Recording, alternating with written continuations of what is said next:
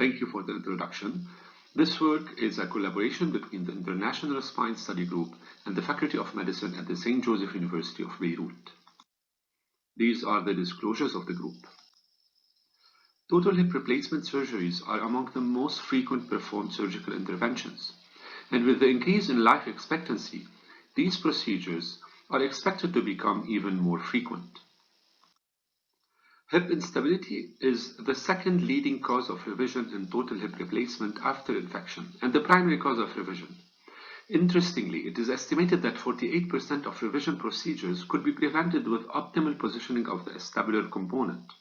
For that reason, Levinek defined a safe zone related to the placement of the acetabular components during total hip replacement that intended to reduce dislocation rate. However, this safe zone has been widely criticized, with more than half of dislocated hips being inside the Levinek safe zone. For that reason, the concept of a patient-specific safe zone is gaining importance in the literature. Moreover, no acetabular safe zone was defined for patients with adult spinal deformity. This is particularly important because higher rates of hip instability are reported in patients with spinal malalignment. Pelvic tilt has been previously proven to have the strongest correlation with acetabular positioning. Hence, using pelvic tilt as a modifier to customize a patient-specific acetabular safe zone in ASD patients is the most logical approach. So, the purpose of this study was to define a patient-specific safe zone for acetabular cup positioning applicable to patients with severe spinal malalignment. This study included 146 ASD patients without previous surgery from the ISSG database, in addition to 47 control subjects. Both controls and ASD underwent low-dose biplanar X-rays with 3D reconstructions of the spine, pelvis, and lower limbs. The classic spinopelvic and global alignment parameters were calculated, as well as a set of acetabular parameters, including the acetabular anteversion angle, calculated between the acetabular edge plane and the anteroposterior plane. First, we established a safe zone for ASD patients who will not undergo spinal alignment correction.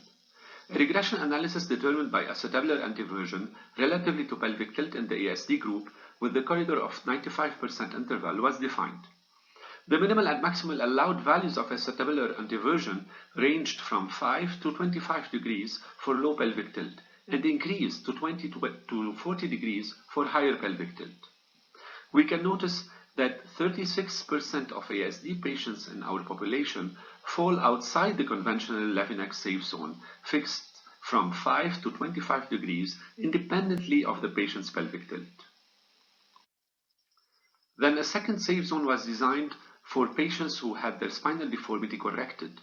Since we cannot predict their pelvic tilt after spinal realignment, we expected that these patients will restore a pelvic tilt according to their pelvic incidence, the only stable parameter before and after surgery. So first, the normal pelvic tilt range according to PI was determined based on the control group in the yellow graph. Second, the normal range of acetabular anteversion in controls was established relative to pelvic tilt in the green graph. And then the two mathematical relationships were merged to obtain in the red graph the safe zone with minimum and maximal values of allowed acetabular anteversion that varies depending on the pelvic incidence. Finally, since some patients may require spinal alignment surgical correction after a delayed period following total hip replacement, their pelvic tilt will consequently change. As a result, the initial safe zone for acetabular positioning may no longer be appropriate.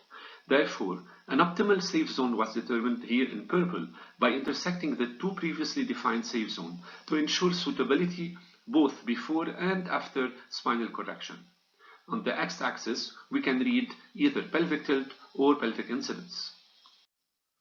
To make the calculation of the common safe zone easier, a user-friendly website was developed to assist clinicians in determining the safe zone for acetabular anteversion based on patients' pelvic tilt and pelvic incidence. You can find it by scanning this QR code. In conclusion, this study defined multiple safe zones specific to ASD patients, tailored according to each patient's surgical plan. We started recently on validating these safe zones based on the ISSG data. I would like to thank the ISSG group for this collaboration and thank all the co-authors and our team in Beirut, and thank you for your attention.